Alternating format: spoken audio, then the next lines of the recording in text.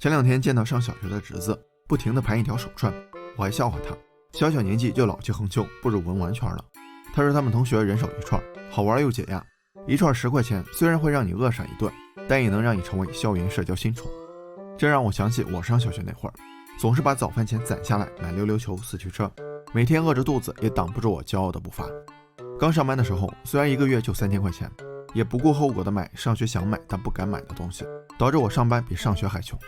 但现在虽然挣的比以前多了，受到的消费诱惑也多了，我却发现自己变抠门了，越来越不敢花钱了。Hello， 大家好，欢迎回到星河百度。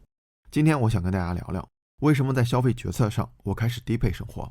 或许当你了解了商家为了掏空我们的钱包都做了什么，你会跟我做一样的决定。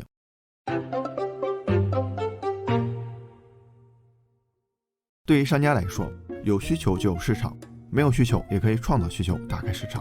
一件羽绒服主打保暖，只能卖1000块钱，但如果加上防风、防水、防割裂，就能卖到2000。如果再加上能够在极地条件下穿着，价格又翻1倍。而且消费者更愿意为这些完全没有需求的需求买单，毕竟没人会真穿着它跑到北极试试有多暖和。但颅内高潮总是发生在人们为毫无用处的功能支付了高溢价之后，买了以后，他们不仅期待着极冷的天气，还会到处炫耀这件羽绒服有多牛，这个价格有多值。如果说没用的功能只能骗一些对生活品质有要求的中产，那健康概念绝对能打到每一位消费者。所以针对健康创造出需求的商品，往往一经推出就极受欢迎。之前某可乐品牌推出了一款能够抑制脂肪吸收的可乐，不可思议吧？我都喝肥宅快乐水了，我还在乎什么身材？人家不这么想，他们希望我们喝的时候也能幻想着好身材。据说是添加了膳食纤维，能够抑制饭后中性脂肪的吸收，咱也不知道是啥，不过还好只在日本销售，智商税收不到咱这儿。主打健康概念的商品，商家跟消费者都乐此不疲，但有没有用就另说了。纪录片《无节制消费的元凶》里提到，抗菌一词进入消费市场后一发不可收拾，什么商品只要打上抗菌2字，不仅更贵了，也更好卖了。但对一款抗菌香皂做的实验发现，除了价格，它跟普通香皂没什么区别。不管什么时候，健康永远是人们永恒不变的议题，所以也是商家屡试不爽的手段。人们逃不过对衰老、疾病、死亡的恐惧，也就逃不过商家精心设计的付费游戏。不过大人消费总会有一点理智，会考虑价格、品牌、实用性等因素。小孩就不一样了，看到喜欢的玩具，不管是撒娇还是撒泼，他一定要得到。这对商家来说才是最完美的消费者。所以把动画变成动漫，把玩具变成手办，小孩的需求就变成了大人的需求。商家通过贩卖快乐的方法，把孩子的购买动机植入到成年人的大脑里，让成年人在消费行为上返老还童。现在很多 IP 都是针对成年人设计的，比如火影、海贼、复联 DC， 设计不出来新的就用老 IP 打一波回忆杀。小时候没割到咱们，现在来要债了。动漫展也是一样，跟小孩子一个床单一个树枝就能零成本扮演动画角色不同，成年人玩 cosplay 可烧钱的多呀。这是一种渐进式的转化，一种欲望趋同的趋势。你会发现越来越多的成年人和儿童能在相同的商品上找到快乐。盲盒、手办、游戏机，我看到这些东西都有点走不动道。在商家贩卖快乐的手段下，新的需求彻底改变了成年人的消费心理。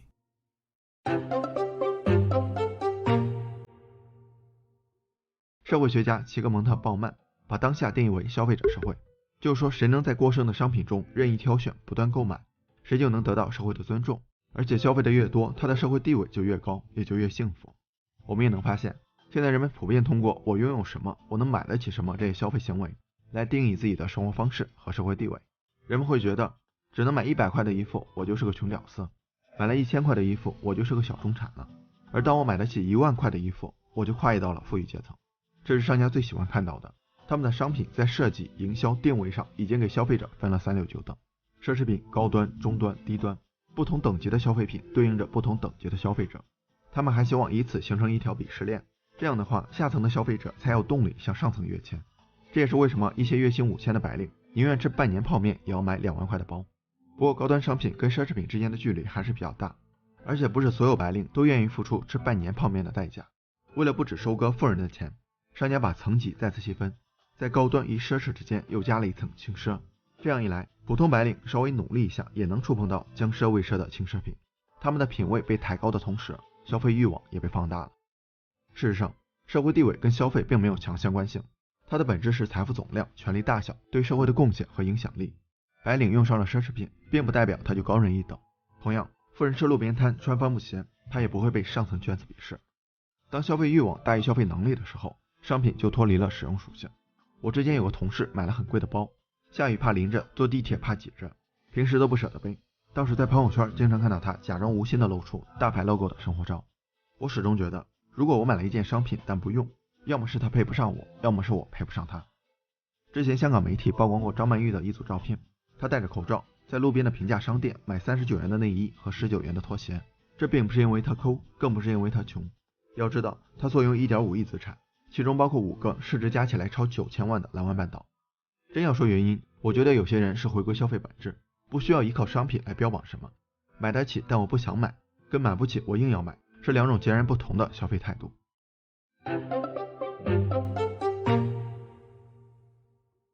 说到底，消费的钱花了就没了，大部分人还是会保持基本的理智，但如果花出去的钱能够收回来，还能收得更多，相信所有人都会失去理智。商家把消费品包装成投资品的手段，就不再是一点一点割韭菜的镰刀了，简直是势如破竹的收割机。比如房子，20年过去了，开发商还在吹嘘投资价值，但就目前的形势来看，房子可能并不是最好的投资标的。2021年上半年，50个重点城市的租售比是1比617，远低于合理租售比的区间水平。租售比可以简单的理解为月租金与售价的比例，比例越高，就是说你买了这个房子租出去，收的租金越高，投资价值也就越高。再者就是学区房，开发商会给你说，这房子500万，首先孩子接受了最好的教育，赢在了起跑线，其次上完学房价没准涨到1000万，怎么算你都赚。话是好听，但咱们也知道，学区房高度依赖政策，现在很多城市已经在试水多效划片等方案，几年之后变成什么样更说不准。万一没有了学区房的概念，那你就成了高位上车的冤大头了。除了房子，大家发现没？球鞋、奢侈品，甚至奥特曼卡片也离奇的成了投资品。要说出自名家之手且无法复制的画作、雕塑是投资品，那在情理之中。但这些工业化生产的商品也能炒出天价，就让人难以理解了。这或许也是商家的一种手段，不仅制造了稀缺性，抬高价格，还能形成新的消费文化，让人入坑自嗨，实在高明。还有一种高明手段是针对成年人焦虑的知识付费产品，商家一般美其名曰投资自己。我以前很喜欢听几分钟拆解一本书，1周2本，1年就100本了，这数量是不是很诱人？靠这个咱也能学富5车了。但事实上，几年下来都不用说知识间的融会贯通，我连书名都忘得无影无踪。真要投资自己，还是得静下心来看书，这个过程肯定比刷手机打游戏痛苦多了，但它给我们带来的更深层的理解和全新的认识，是那些知识搬运工给不了的。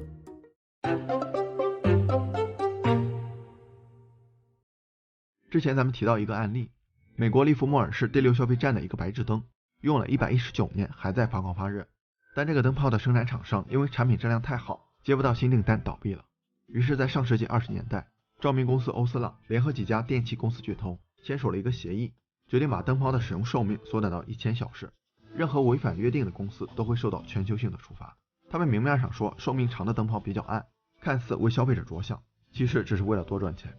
从那以后，商家纷纷采用计划报废的手段，这种淘汰式消费策略几乎成了各行业心照不宣的约定。比如手机、电脑都属于耐用性商品，但各大3C 厂商几乎每年都会更新换代，质量不再是人们更换设备的因素。即便手机真的能撑10年，厂商也会用软件技术消耗掉设备的硬件性能。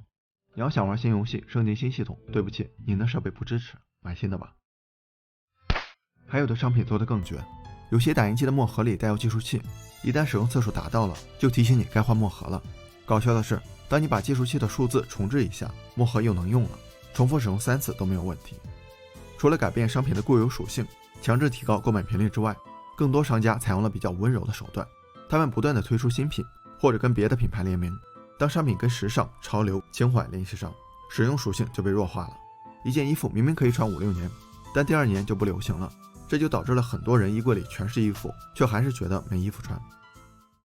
制造消费者一书提到，生活方式一词是当前消费意识形态的精髓，它将生活简化成一种风格，也把我们的生活和消费画上了等号。当我们不断的解读商品，把商品看成是个人价值、社会地位的象征时，我们也把自己的命运拱手让给了商家。当然，他们为了掏空我们的钱包，挖的坑还远不止一次，像广告的精准推送、社群的关系营销、花呗信用卡的超前消费，每个坑消费者都不是被动接受，而是心甘情愿的主动参与。所以我觉得，要逃出这么多消费陷阱，只有一个办法，那就是保持理智，低配消费。